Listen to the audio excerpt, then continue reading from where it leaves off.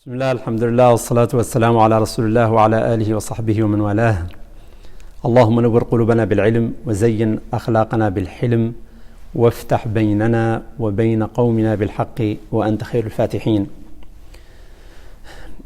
Nous sommes intertenus au cours des chroniques passées au sujet des valeurs qui doivent être sauvegardées au sein de la famille musulmane. En effet, la famille est la première garderie pour nos enfants au début de leur vie et la sauvegarde de ce foyer est l'une des préoccupations majeures de l'islam. Essayons, Inch'Allah, de découvrir d'autres aspects et d'autres explications de ces valeurs qui permettent à la famille musulmane d'accomplir sa tâche dans la sérénité, Inch'Allah. Nous avons parlé il y a quelque temps de plusieurs questions et nous allons continuer dans ce sens, Inch'Allah. La première chose que nous avons à évoquer au cours de cette séance se rapporte au volontariat et au travail bénévole en tant qu'élément de jouissance spirituelle. Une question qui passe inaperçue aux yeux de beaucoup de gens, subhanallah.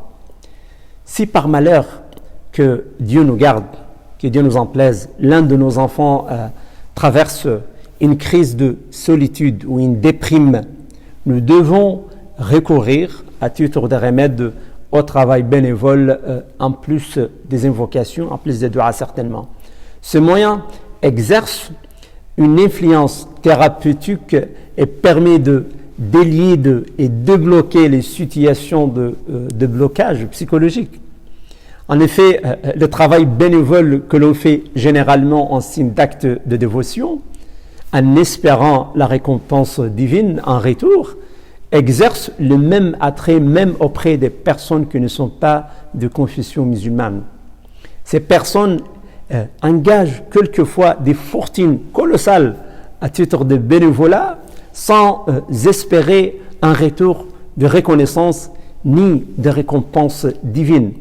Ils le font seulement par plaisir et par acquis de conscience, ce qui les soulage de beaucoup de désagréments et les fait bénéficier d'un sentiment de satisfaction qui est d'un apport psychologique important.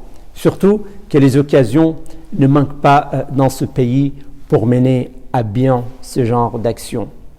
Que Dieu bénisse votre mois, votre jeûne, vos veillées et qu'il le clôture pour nous et pour vous tous par le bonheur et la libération du purgatoire. Il est le protecteur et l'omnipotent.